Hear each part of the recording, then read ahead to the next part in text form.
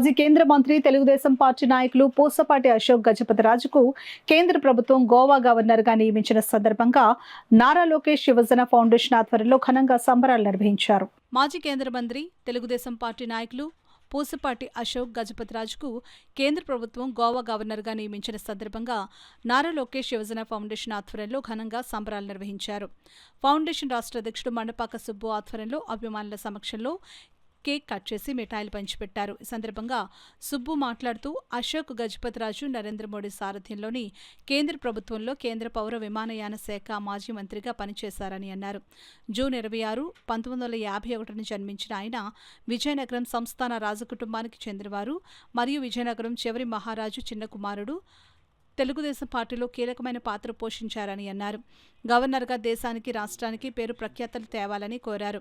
కార్యక్రమంలో ఫౌండేషన్ జిల్లా అధ్యక్షులు బత్తుల సూర్యప్రసాద్, అడప జగదీష్, కర్రి వీరబాబు, మండపాక వీరవెంకట సత్యనారాయణ, మండపాక నాగబాబు తదితరులు పాల్గొన్నారు. అశోక్ గజపతిరాజు గారికి మరి రోజు గోవా గవర్నర్గా నియమింపబడిన శుభ సందర్భంగా ఈరోజు నారా లోకేష్ యువజన ఫౌండేషన్ రాష్ట్ర కమిటీ ఆధ్వర్యంలో సంబరాలు జరుపుకుంటున్నాం.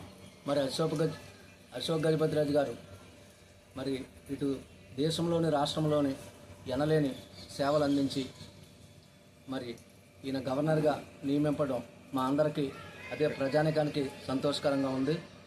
ఆయన మరెన్నో వారి సేవలు మన మరువలేనివి. మరి ఇదే విధముగా గౌరవనీయులు అశోక్ గజపతిరాజు గారి సేవలు మరిన్ని విస్తృతం కావాలని కోరుకుంటూ మీ నారా లోకేష్ యువజన ఫౌండేషన్ రాష్ట్ర కమిటీ.